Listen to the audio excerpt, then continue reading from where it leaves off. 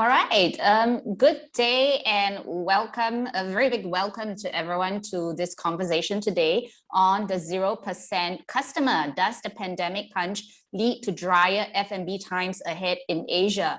My name is Ivy Wu and I'm your host for today's webinar. I'm also the Managing Director of Food News Integrated Marketing and the co-founder of Singapore Cocktail Festival, which is probably why our friends at FHA think I would make a good moderator for today's session, and I'll do my best. Today we seek to unpack the dramatic changes within the food and beverage industry in Asia. We're super excited to have a legendary group of experts who will be exchanging valuable insights on how changing consumer tastes, tightening restrictions on alcohol resulting from the pandemic are a sober reality for our beloved industry. The conversation will also take on a more positive note, spotlighting opportunities that F&B businesses can leverage on in order to capture a new generation of customers while looking forward to higher vaccination rates, which should unlock a restart of the nightlife entertainment industry. Our guests today, we have with us Ben David and Danny Sorum, the Swedish twin brothers from the Good Drink Company, which recently launched a 0% alcohol product in the market. Hello, Ben David, and we have, where's your brother, Danny? I don't see Danny. Ah, there you go, Danny. Hi, guys. And we also have Minwei Chi, the CEO of Bootleggers, a traditional distributor for drinks and spirits in Thailand. We have Zander Lauritsen Hansen, the president of the Danish Bartender Association and the owner and founder of Mixology International and Scandic Bar, one of the biggest suppliers of barware in the Nordics.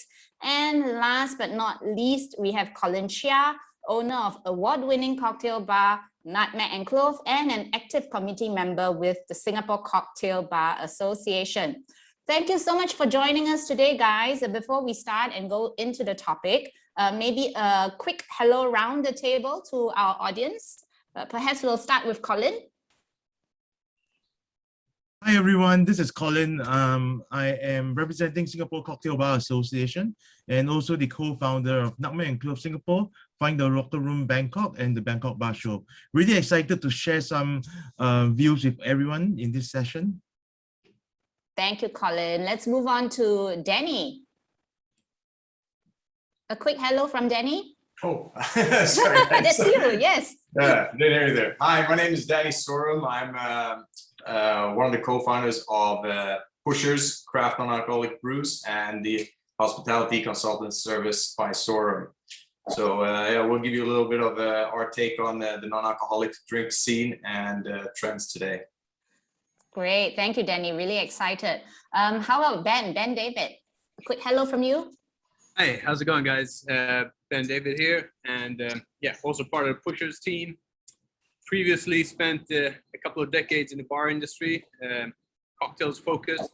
Now we've shifted towards the non-alcoholic side or low and no alcohol sector, and we're here to share our view on what's happening, what will potentially be happening within the drink scene.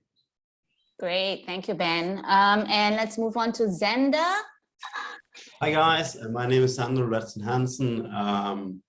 I am the owner of Mixology International and the president of the Danish Bartender Association, where I operate from Copenhagen within the Nordic region, and very excited to be part of this panel today. Great, thank you, Zander. And last but not least, we have Minwei from Bootleggers. A word from you. Hi guys, thank you for having me. My name is Minwei Chi from Bootleggers Trading. We're an importer distributor and also a producer based out of Thailand. Just happy to kind of give you what we're seeing down on the ground here. Thank you, Minwei. Okay, before we start, let's do a little icebreaker. We've put together a list of industry-related questions that we thought would be great to get your inputs on. We have a total of 4 questions. So with these questions, just let us know whether you agree or disagree with the following statements and why.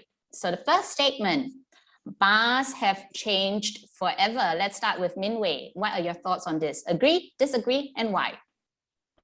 Definitely agree. You're seeing that there's been In Thailand, at least, a lot of the industry has seen just how little support that we're getting from the government, and you're seeing a brain drain. So you're seeing fewer talent coming into the industry to moving on to other things, and you're seeing a change in how everyone sells. The traditional selling only alcohol bars out the window because they were the first to close and the last to open. So now you're getting many more that are going into restaurants, getting into food, getting into coffee. They're changing their business model in order to survive. Great, thank you, Minwei. Let's have Colin share his thoughts here. Bars have changed forever. Agree, disagree, and why? I totally agree, especially in the past 18 months. You will see that bars have changed their concept slightly. It's no longer just going to a bar to have a drink.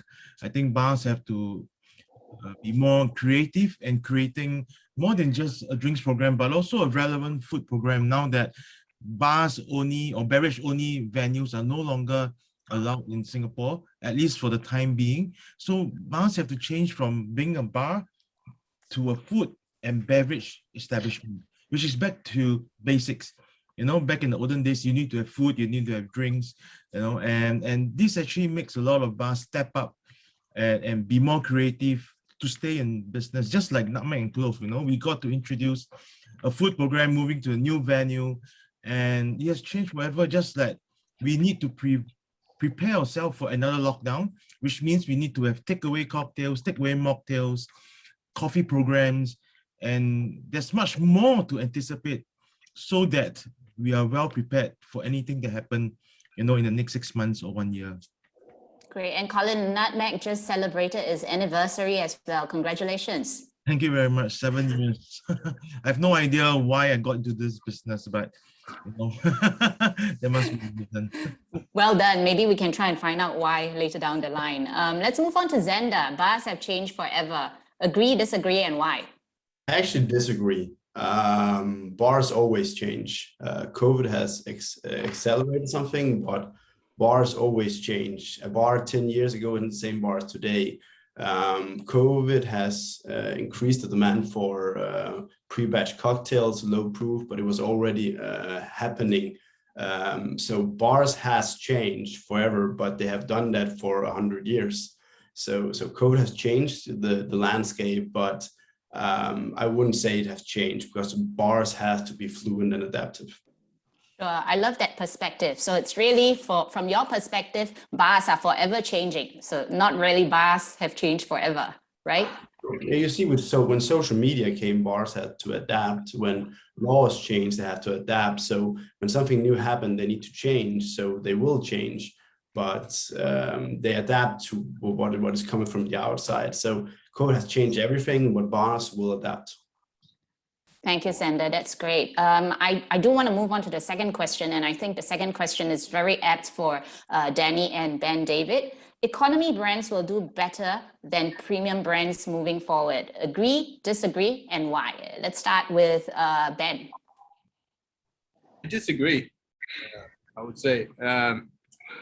Purely because now I would say this is based out of being in a lockdown for a long time where you're just itching to go out and you want to be let free again, basically. And I think once people will start going out again over here, it will be a celebrated moment. And I think that people have been staying at home drinking, be it your local cheapo beers to your standard gin tonics or whatever, or maybe you pamper yourself with a nice little premium bottle of rum or something at home. But I think that there's probably less frequent drinking out, but when you do go out, you would probably want to drink something of a bit of a higher quality, in my opinion. I mean, I can't pull everybody over one edge, but I don't see that because we have gone through a COVID, let's say, lockdown, that people will turn to economical drinks or spirits. I think more so people will value the times that they go out, and they will probably be happy to spend a little extra to get a quality drink. Great, thank you, Ben. Danny, what do you think? From the consumer perspective, I think that's correct.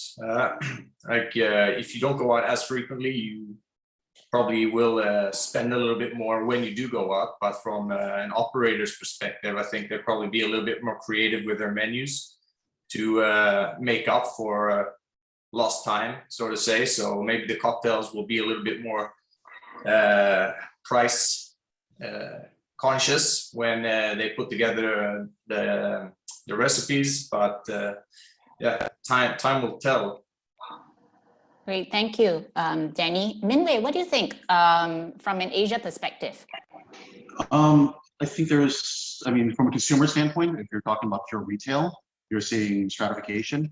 You're seeing lots of the lower end selling, and you're still seeing a lot of the medium and premium, super premium still moving. It's still moving because even though the pandemic has hit a large percent of the population, there is still a percent of the population that's still doing well.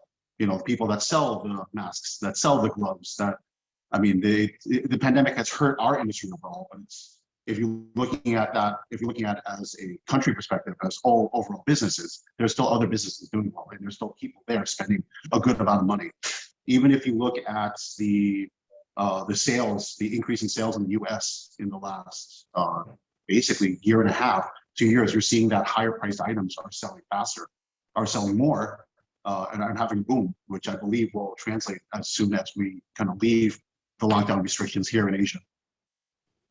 Great, thank you, Minwei. I'm going to move on to the next question. Social media and e-commerce is the future for innovative bars and mixologists. And with that question, I'd like to move on to Colin.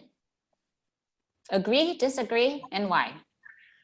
I think e-commerce has always been here, that's for sure. Just that during the last 18 months, things accelerated a bit more. In fact, a lot more.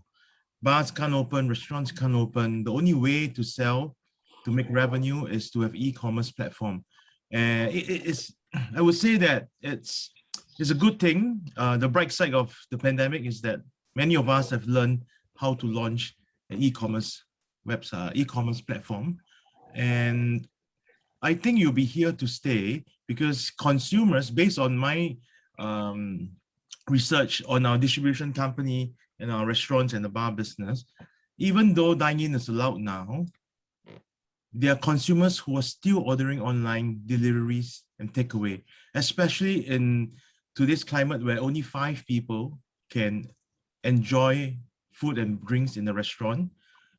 If they want to have a bigger party for 8, for 10, they will have to do takeaways. And I think people are getting very comfortable and used to this e-commerce platform. Great, thank you, Colin. Xander, how about your side of the world? Do you think social media e-commerce is the future for innovative bars and mixologists? Social media, yeah, I believe that in the future or in now, the way bars and bartenders brand themselves out to the world and make the necessary noise to get people in is going through social media, since everybody is only one hand move away from your phone. So social media definitely has changed the way we interact with the customers, since it's more direct to consumer communication. And with e-commerce as well, I think after COVID, it will tune down a little bit because people will want to go to bars, but definitely the whole e-commerce where you get your drinks delivered, batch cocktails will still be growing and find their space in the industry afterwards. But for me, especially social media is changing the way bars and mixologists promote themselves. Great. Well, I certainly think that for me, I used to have only a wine fridge at home. Now I actually have a section of my fridge that's dedicated to bottled cocktails. So I do believe that's something that's here to stay. Well, thank you for all your candid responses. We're going to actually move on to the topic of the day. The 0% customer, does the pandemic punch lead to drier F&B times in Asia? Pivoting to lower or zero alcohol beverages may hold some promise in the current environment, as consumers are seeking high quality pours and not just alcoholic ones in a variety of ways. We're going to start the ball rolling with Ben David and Danny Soren here. After a few years in the mixology and spirit scene, you decided to launch a 0% alcohol brand. Why and why now? So maybe we can start with Danny. Yeah, so yeah, we've been in the bar industry for the better part of our career, and we saw that there was a gap, you know, like the cocktail scene was booming, but there was also, you say, the offering for a non-alcoholic after 10 years of a cocktail craze was not really moving as fast, and we saw that as an opportunity, and it's something that we've seen happening globally as well, where craft beverages have been expanding, and with the movement of craft beers in particular, we saw that there's an opportunity to do non-alcoholic craft beverages in the same environments that complement instead of compete with products. And there is a growing number of people, especially the younger generation. They tend to drink less because I think the way people socialize now has changed dramatically. So before, when you wanted to go out and meet people, you generally headed down to the bar, you had some cocktails, got a bit loose, and yeah, see what happens. But with the whole cafe craze, the third, fourth wave of coffee, and all these, and combined with the social media, where it became a meeting point outside of bars in the daytime, kind of triggered the whole need for low and no alcohol in a bigger way as well. So that's kind of where we saw that shift happening, because we were in the hospitality industry, running both cocktail bars, restaurant, and cafes at the time. So that's kind of when we started really paying attention to that a good almost 10 years ago now. And now it's really become a big part of the hospitality industry. Right. And over to Ben, David. Do low or no alcohol brands compromise in terms of how it satisfies the drink experience, or how it leaves out a big part, or a big and important part of the market? They compromise. I mean, I would say that, especially in this side of the world, if you look at on the eastern side of the globe, there has not been much to offer. You have your standard soft drinks.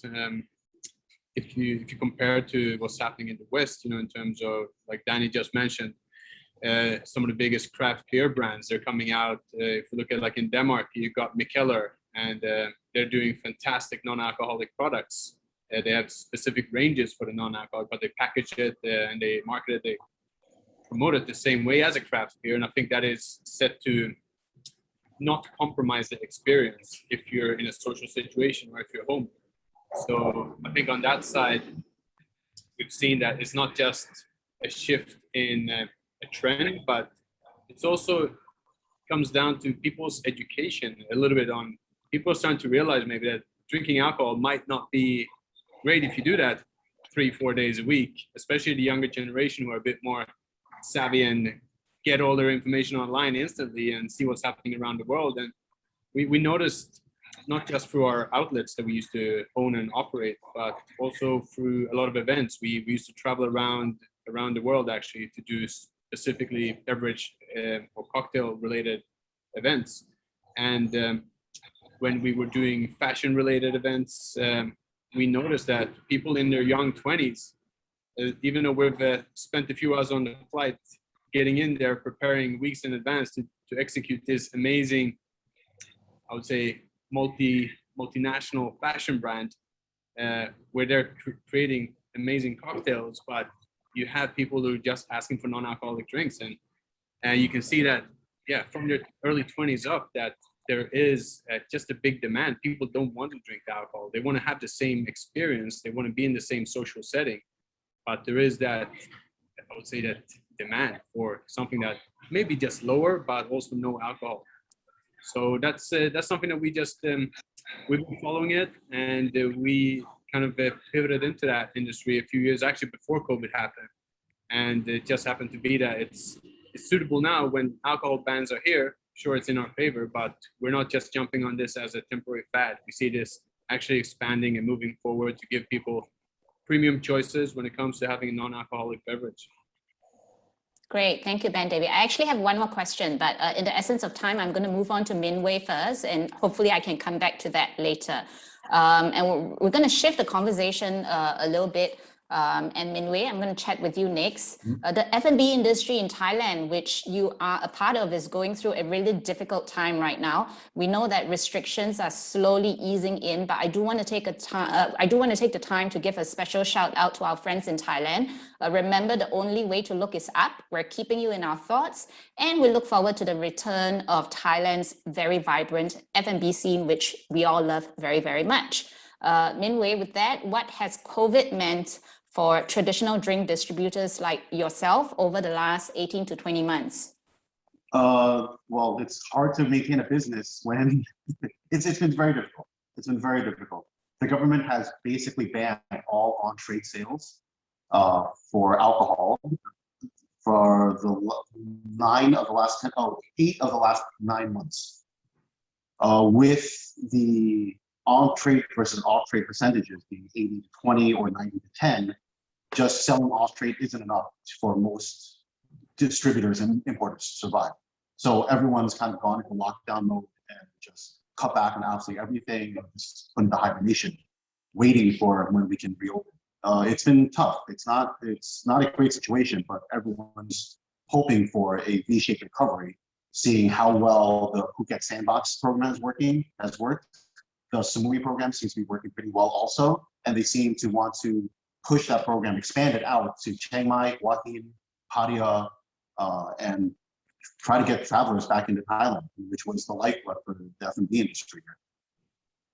That's great to hear. What's to be expected from the bar and mixology scene when more people get vaccinated? How do you think the consumer experience will change, particularly with all the pivots that have brought about new concepts and perhaps opportunities? I think a lot of the bar-only concepts will have to pivot, right? Because the Thai window of selling alcohol is only between 5 o'clock and 1 a.m., they have to expand in what they can offer in more parts of the day. So whether it's coffee, whether it's juices, whether it's cigars, whether it's anything else, especially food, they need to really expand their offering. And the traditional cocktail-only bar, I think, will convert to a larger concept. You'll see that across the board. If everyone has to make up for lost time, the best way to make up is to increase the number of hours you can sell per day. And with the alcohol restrictions, the only way is to pivot. All right, thank you, Min Wei. Now let's take a verbal trip to Europe. And this is where we would love to hear from Xander. How did Europe fare over the last 18 to 20 months? Well, Europe, it's very different from country to country. So it very much depends if you're from Italy, was very hard struck, to Germany and Scandinavia. From a Danish point of view, it has truly changed the bar scenes in innovative ways, where COVID has well, if you give a bartender lemon, he makes lemonade. So I think when we come out of this, we will see the best of the bars, how they truly came to that title. We saw how bars and bartenders starting to create more premium cocktails to go, craft cocktails, low proof, and the whole industry actually boomed 10 years ahead of time, thanks to COVID. But it's very different from country to country. Many countries, different laws. We see in Sweden, Norway, they have a bit more tightened alcohol laws than in Denmark and Germany. So it's very different from country to country, but in generally, bars have adapted. Great. So since you touch on alcohol restrictions and also the topic on low alcohol, consumers are becoming increasingly interested in high quality alcohol drinks that are suitable for special occasions and parties. Do you think this is something that is here to stay, or do you think it's just a fad for the moment, a mindful fad for the moment? It's definitely to stay. We see a huge rise in demand for craft products, premium brands. The whole mixology scene, both from the bartender's point of view, but even for the producers, they got more shelf place in retail stores than they did before because of the demand from the end consumer, that they wanted they haven't been traveling for a year, they wanted the experience. So the whole craftsmanship truly boomed, and I don't think customers will go back to lesser products. And also when it comes to low proof or non-alcoholic, it has truly boomed. I would not put only non-alcoholic, but also use a different low proof, where you see just a lower alcohol percentage, because people want to enjoy themselves, but they don't want to get intoxicated. And we see that across the board, across all of Europe, where the definition, the landscape is changing, and the demand for quality, low proof or non-alcoholic has definitely boomed. And I think within a few years will mirror the general spirit brands. Great, thank you, Xander. And now let's move a little bit closer to home, back to Colin. How do you see the industry developing in 2022? Will there be drier times? Are people going to continue to drink less? Colin? This is something which is that, different people have different views. But for me, I do see that there's been an increase of trend of people enjoying low alcohol and no alcohol cocktails. Brands like Sidlip has been doing really well in Singapore. Non-alcoholic beer has been doing really, really well as well. But I think people still enjoy good cocktails with alcohol. I think that's still the backbone. People still goes into the bar. If you see, like 3 weeks ago, when the government opened up the market for consumers to go back into the bar, most of the bars were doing really, really well till today. And you still see constant stream of consumers going to cocktail bars, going to your neighborhood pubs to have a pint or three, having a glass of martini followed by a Martinez, champagne and wines. So I don't think there'll be drier times in 2022.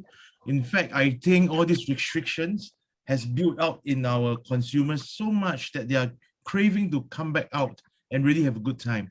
But of course, with the government restrictions in mind, social distancing, 5 to a group or 8 to a group, and it's still 10:30 only. Just a question back on the 0% and the low proof, right, Colin? From an operator perspective, does the 0% and the low proof trend affect business in any way? I don't think it affects business. In fact, it helps bring friends together, because in a group of friends, there's definitely that one or two who don't drink. No, my wife doesn't drink, but now she has a choice of non-alcoholic wines. Who would have thought that there's non-alcoholic wine, and it does help the business be more inclusive, and not in the past where if you don't drink, you shouldn't come to my bar. And it goes a long way for our business to have that, change in perception. People now go to a cocktail bar, hey, I can have a no-alcoholic Negroni in Julia and Pony. Who would have thought of that 5 years ago, Yeah, I would say a couple of years ago, I would be very afraid to go to a bar and ask for a non-alcoholic beverage. I would be afraid of the jeers that would come my way, but now I think it's cheers all the way. So yes. Okay, so there was a beverage analysis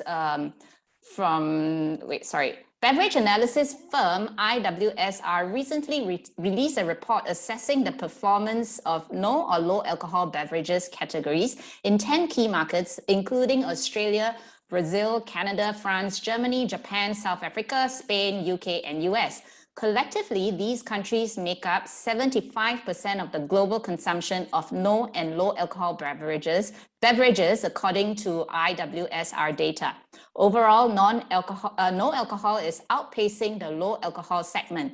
In these 10 key markets, the no alcohol category increased 4.5% over 2019 and 2020, while the low ABV segment declined by 5.5%. This shift in consumer behavior has fueled massive growth in the low and no alcohol categories, beckoning in new brands and drumming up exciting category innovation. So with that, Colin, specifically in Asia, how do low or no alcoholic drinks trends look like, and how does that impact innovation from a bar perspective? I think many of these no alcoholic brands are working very closely with key award-winning branded cocktail bars. And as we goes back to the previous topic of how social media makes an impact in decisions that consumer makes. So you see brands working with fantastic bars like Drier and Pony, Atlas, having a non-alcoholic martini, creating serve that attracts consumers. And I think that is the way that it will be.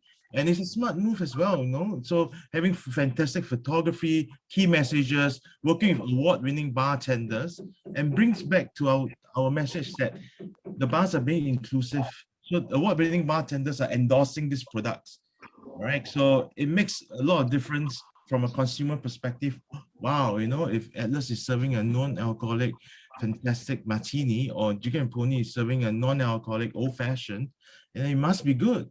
And I can understand why no alcoholic sales has increased, whereas low alcoholic brands have decreased, because no alcoholic beverages, it's something more attractive to consumers. If I want to have alcohol, it doesn't really matter if I have low or high alcohol, but it makes a lot of difference if I want to have no alcohol. So it's like decisive, So yeah, that's my thought about this. Thank you for sharing, Colin. And over to Xander, 0% consumers versus traditional night crawlers. What's the difference? And from your perspective, how can we target that 0% consumer? Just to understand the question, so do you mean the people only want non-alcoholic to traditional bar crawlers? Yeah. So the 0% consumer, those who are looking for non-alcoholic experiences, versus the traditional night crawlers who I guess tend to go in and just bang on a couple of drinks a night. What's the difference between the two, I suppose, from a business perspective? And if you'd like to target the former, the 0% consumer, do you have any ideas on how that can be done? I don't, to be honest, I don't really see the difference from a bar's point of view. A bar should have everything that the customer asks. That when the bartenders meet the new guest, he or she should be ready to know what they want. And some guests prefer non-alcoholic, some prefers 5 pint watching the game. So I honestly don't really see the difference from the consumer's point. Yes, you go into the city, you want to have a drink, you want to have some beers, or you want to get hammered. And there are specific places for each, but from a standard cocktail bar, hotel bar, I don't really see the difference, since post-COVID, low alcohol, non-alcoholic is all an established thing. It is a trend, it's a segment. So bars already have adapted to it. So I honestly don't really see that big of a difference, because bars, they will have non-alcoholic products, and when they mix a mocktail, they will use non-alcoholic distilled spirit to create something that a customer wants. So to some extent, I think it's devalues the segment to put it up against one another. For me, it's just within mixology. So in terms of marketing then, I think traditionally cocktail bars, when it comes to marketing their products, they focus a lot on the ingredients, the craft, the innovation behind the cocktails. Do you think that's going to be the same for a 0% beverage? How would it be different when you promote a 0% mocktail? You still promote it, you show it in the glass, you show the atmospheres, the background, the garnish. It's still the same thing. It's just a different kind of beverage, one that has less alcohol. That you still promote the experience, the taste, the whole feeling that when you come to a bar, you use social media to promote yourself, the atmosphere. So when a customer comes, they want to buy into the whole atmosphere, the universe you walk into. I don't see the need to specific write, this is without whiskey, this is a non-alcoholic cocktail called something, where you use social media. So I don't see that there will be that big a difference, depending, of course, on national laws. I believe bars will integrate it into their social media strategy and show it for the quality of the cocktail, the taste, rather than this is without. Great, thank you, Xander. And let's move to Ben, David, and Danny. What's the difference between offering or marketing a low or no alcoholic products from that of an alcoholic one? I guess that's a good follow-up from my earlier question to Xander. But since you are, I guess, representing a product, let's hear your point of view. Hey, Danny, do you want to jump in and kick off with that one? How you market it to the consumer.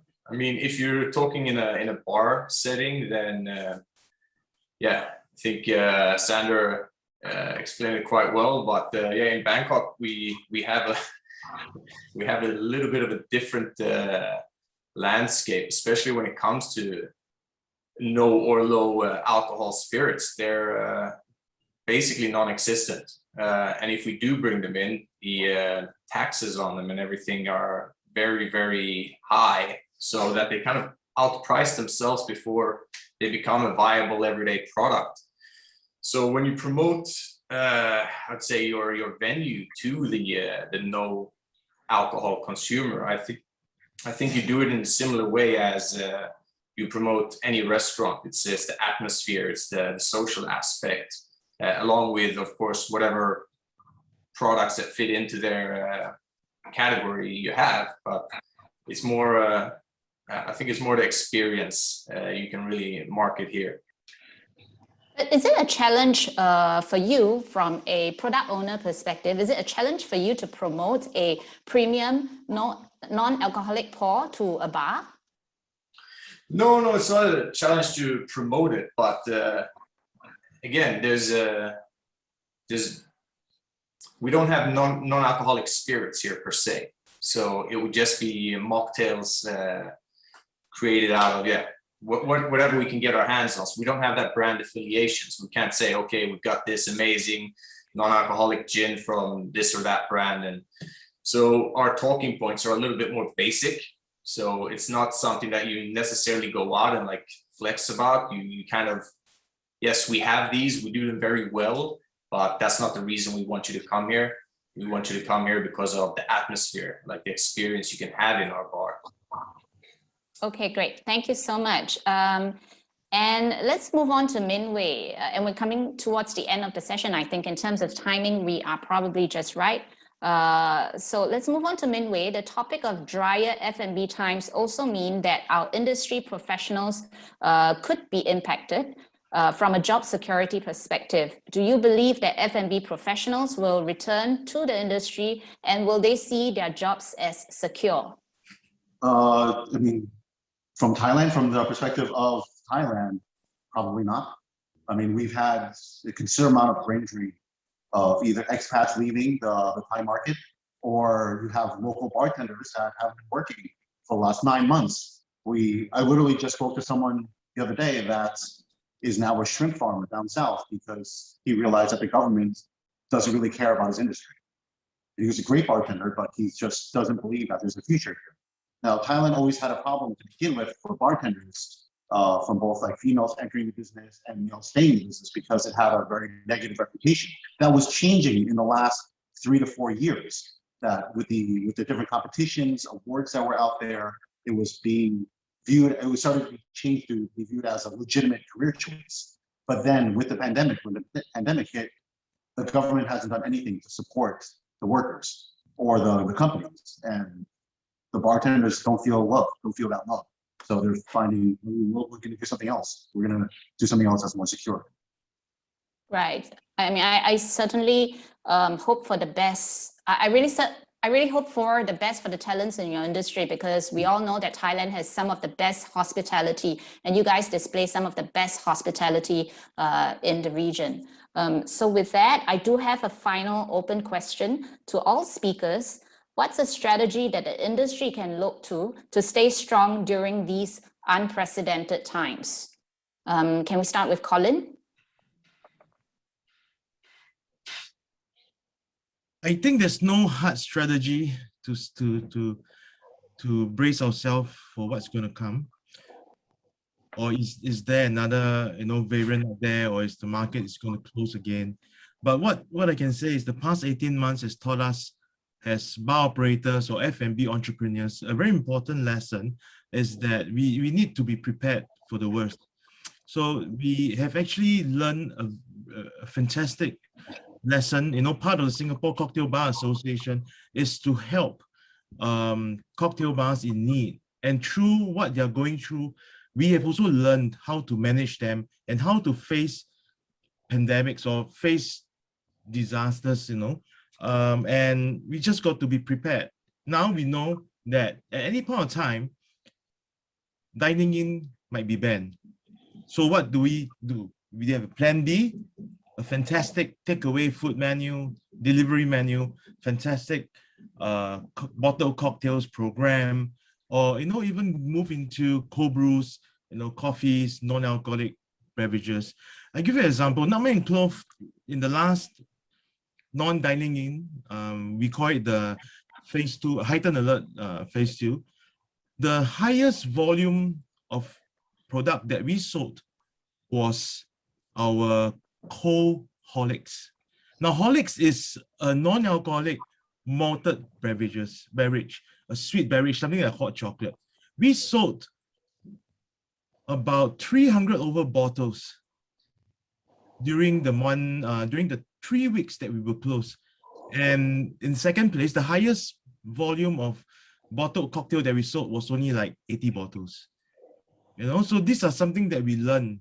With every learnings, we need to be prepared. Okay, this is what our consumer likes. This is what our consumer do not like. And we just need to be 100% prepared if anything happens again. There's no strategy. We just need to be adaptive to things. We need to be able to be creative. We need to change with times and not be stubborn about it. Yeah. Thank you, Colin. Zenda, any thoughts from you? Could you repeat the question? What's the strategy that the industry can look to stay strong during these unprecedented times? Work together. I think something that really worked here when COVID hit the first time, bars starting sharing their leftover lime, lemons, they started working closer together, and one is weak as one, but if you combine all bartenders, you're stronger. So I think one thing that we learned from COVID is that we have to stay together to stay stronger, and also work together, share experience, share knowledge, and also look into the innovative part. Social media and e-commerce, definitely, as already mentioned, and also Colin mentioned, is something that is growing. So we have been with COVID for so long, and we have learned how to adapt and take those to increase. We already have seen which trends are booming. So I think the biggest strategy is how to communicate with the end consumer through social media and work together with your fellow bartenders associations to make sure that you're not alone in this. Great, thank you, Zenda. And since Danny answered the last question, Ben, can we have your inputs here? I think great points from both Colin and Xander there. Collaborations has been a big thing for us as well. We've been, doing our latest collaboration is, for example, with an upscale donut brand here in Thailand. So, and we work with, trying to figure out what we can do with spaces that are not being utilized right now. If it could be for non-alcoholic related pop-ups, as long as there's a band, for example, or band. But no, all in all, I think that the key word is being creative, and you just always have to find solutions. And pandemic or not, I think it's in this industry or in any business, you just have to be able to flow. You have to be able to adapt and stay agile. So I think one thing that a lot of people were not prepared of, I mean, I can imagine people that are hotel owners and so on. It's hard to be agile when you have 300 to 500 staff and there's absolutely no wiggle room. Like there's really nothing you can do. So depending on your industry, but if you're a bar, for example, like we've seen over here, they've ventured into anything from tea shops to dumpling bars to whatever it might be. So staying creative, back again to what Xander said, collaborate, work with people that are in similar situations. Yeah, stay positive. You know, it's we know that this is all going to be temporary. 5 years from now, I think this is going to be a blurry past, and people will be raging in clubs and bars again. We are, you know, we are social animals. We do like to go out and get our fix. So I don't think that's going to change in the long term. Just got to be patient right now and do what we can. Great. Thank you, Ben. Danny, anything to add to what Ben has just shared? No, I think everyone's kind of summed it up pretty well there. It's all about collaborating with each other, helping each other out. If it's co-promoting across different categories in the industry, where we've seen cocktail bars again, like becoming juice bars and partnering with food delivery or food forward places like a burger joint. So yeah, collaborate, stay creative, and be flexible, and don't get bogged down and think this is the end, because it will blow over eventually. It's gonna hurt until it does, but when people do start coming out, it's gonna flourish. I think once everything has kind of settled down and vaccinations have taken its hold around the region, I think we might be in for a pretty big burst, actually, when it comes to a big growth in the industry, actually, because there'll be the top players, or the most creative and resilient, will still be here, and people will want to go out, and there's going to be opportunity. And yeah, that's pretty much it, I think. Thank you, Danny. Minwei, any last words from you? No, just, I mean, everyone works, it's everyone working together. It's keeping up as positive of an attitude as you can, and just getting through it, really. By all indications from other places in the world, once things open up, things boom. So it's just lasting until then, and just surviving until then. Great. And with that, we've come to the end of the session. Thank you very, very much, gentlemen, for your time. That was a conversation on the 0% customer. Does the pandemic punch lead to drier F&B times ahead in Asia? Thank you, Ben David, Danny Sorum. Thank you, Minwei Chi. Thank you, Xander, Lauritsen Hansen, and thank you, Colin Chia, for joining us in this session that's organized by the Food and Hotel Asia. I hope you enjoyed the discussion as much as I did. And with that, hopefully we get to see each other in person at the next FHA. Great. Thank you. Thank you, everyone. All right, thanks, guys.